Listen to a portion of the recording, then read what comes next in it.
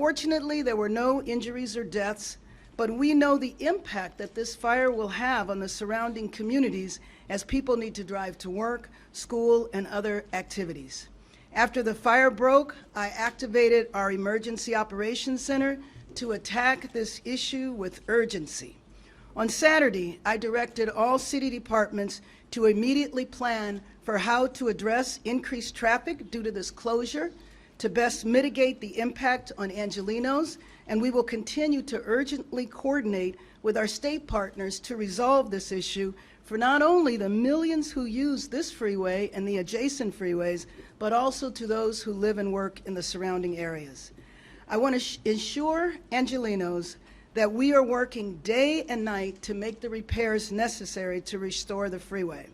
For those of you that remember the 1994 Northridge earthquake, Caltrans worked around the clock to complete emergency repairs to the freeways, and this structural damage calls for the same level of urgency and effort. We will continue to provide updates as they come. We plan to have a press conference later today. Our general manager from the Department of Transportation verbally gave the routes, but later we will have charts and more up-to-date information. You can stay informed at emergency.lacity.gov/updates. Please plan for delays and check for alternative routes. Traffic officers are on location to alleviate traffic impacts. Please heed their instructions. Let me just say, Angelenos, a few months ago, we came together in a disaster, in an emergency. And around the city, everyone cooperated, and we were able to go through that, what was potentially a disaster, the hurricane, and there were no traffic deaths because everyone in the city cooperated.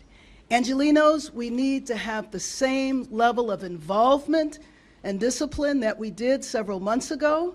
Unfortunately, there's no reason to think that this is going to be over in a couple of days. We cannot give you an estimate of time right now, but as much as traffic is a challenge for all of us in our city, there will be no time like this when we will need to come together and all cooperate until the freeway is rebuilt. And I'm glad now to bring up our governor who will address us. Governor Newsom. Thank you, Mayor, and thank you, Madam Chief, to all our state and local representatives. Thank you for this opportunity to update you on the state's now responsibility to answer the question we're all asking. When the hell is this going to get reopened? That is being assessed in real time. When I say real time, we quite literally just left an hour or so ago the site. As we walked out, our teams walked in, the hazmat teams, as well as the investigation teams led by CAL FIRE to determine the cause. Remember, this is an investigation as to the cause of how this fire occurred, as well as a hazmat and structural engineering question. Those are the primary responsibilities now that Caltrans and our team face as we move to address the immediate questions. That said, the second question we all want to answer is, when can we reopen this structure? And that question will be determined on the basis of safety, and that will be determined over the course of the next many hours as the structural engineers working with our fire investigators assess the specific damage. You can see physically from your own eyes the damage to the columns, dozens and dozens of columns. We haven't counted the entire number of columns, but you're getting closer to 100 or so columns, 400 plus feet of the structure that's been impacted. What appears on the outside to be problematic may not be the real problem. It's what lies underneath, and that's the bridge deck, and that's the primary focus now of our investigation, is getting into the bridge deck, looking at some of the wood structure that is part of that bridge deck in that center part, and determine, we believe a lot of that did burn, how that may have impacted that structure.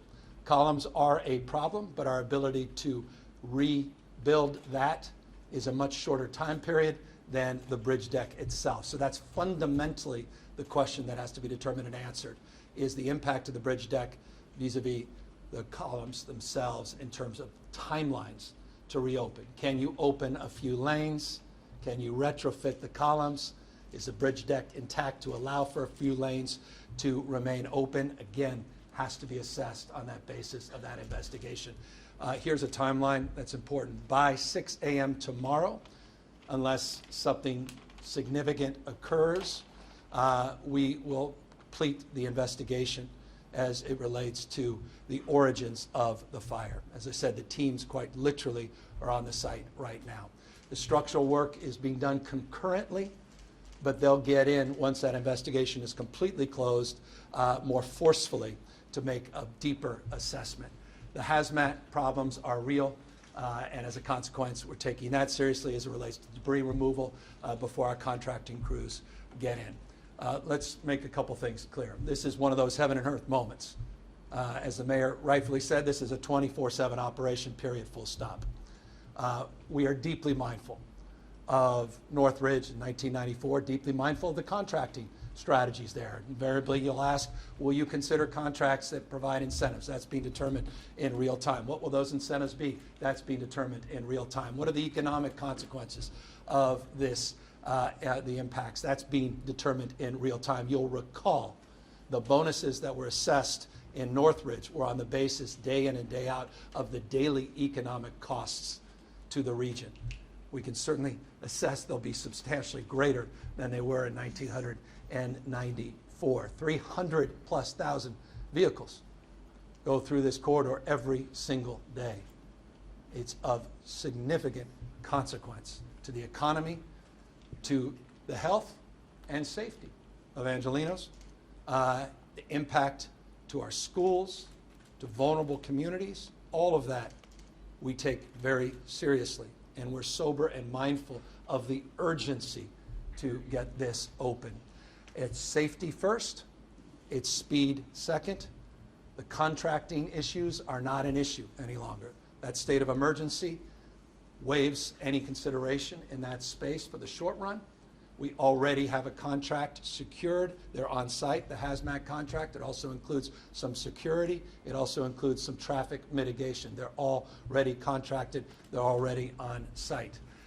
The ability now with the state of emergency to work hand in glove with the Federal Highway Administration also has been advanced. And I want to thank, as the mayor did, Secretary Buttigieg, the White House, for reaching out. As you know, the President of the United States will be in California within 48 hours.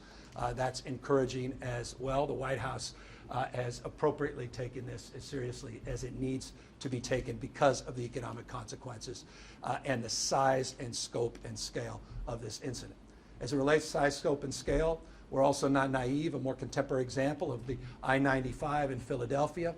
The great work that was done by my friend Governor Shapiro and the building constructions unions and others that were hand in glove in that operation. Again, another 24/7 operation. We're mindful of the best practices that were advanced in that effort, and we will be advancing similar best practices as it relates to our efforts here, informed by their experience. But I will say this, that is different, I won't say as daylight and darkness, but don't compare the two. The scale of this is substantially greater. The question is the damage substantially more problematic, again, being assessed in real time. So there are no rules and regulations that are hindrances to moving this operation forward. There will be none. Contracts are already in place, and let me double down on that. As a proof point, we've already identified 2 million pounds of steel that is available to move in real time. So the supply chain issue specific to steel is not an impediment in the short term. We're already assessing the broader supply chain questions, again, in a worst case scenario as it relates to this incident. And finally, on the incident itself, I am intimately familiar with this site. Some of you may know that as well because you were with us when we did a large-scale encampment cleanup right on this site in August of last year. I personally participated in that. It was not a press conference. We were there actually doing the work of cleaning up this site. Thousands of sites across this state in the last year and a half have been prioritized with Caltrans. I am very mindful of the thousands that remain to be cleaned up all across this state. But as you know well from the multiple times we've been down here, we invested $750 million in partnership with the legislative leaders here on encampment cleanup grants, working with the cities and counties and taking direct responsibility with Caltrans. And they've been hitting and exceeding their numeric goals. We have a lot more work to do. That said, I'm mindful of the encampments in and around that site we cleaned up, and also mindful of those broader concerns around who is leasing these sites, and are they being monitored? Are they being held accountable? And the answer specifically on this site is yes. In fact, we're in litigation with the lessee. In fact, our inspectors have been out there on a consistent basis with citations. Their lease is expired. They're in arrears. We believe they've been subleasing the space. And we actually have a court date in early part of the new calendar year. More on that, because I imagine you'll be drawing down with more interest in that. More on that, and we will make it available in real time. But again, in a litigation posture, I want to be careful. But this is a site we're aware of, and this was a lessee that we're aware of that was in violation. The issues around encampments in this area, again, for over a year have been focused of a priority, recognizing there's still a lot of work in and around that area to address other encampments, large and small. So again, across the spectrum, top priority, all of government approach, nothing more important, period, full stop. Let me make this crystal clear. Nothing more important for our administration, our collective administrations, and nothing, no daylight whatsoever is separating Mayor Bass and her team from our team. The answer is yes. I don't even care what the question is. The answer is yes, in terms of what her needs are, what the county needs are, and I have all the confidence in the world, because this is not our first challenge, as the mayor rightfully posed, that the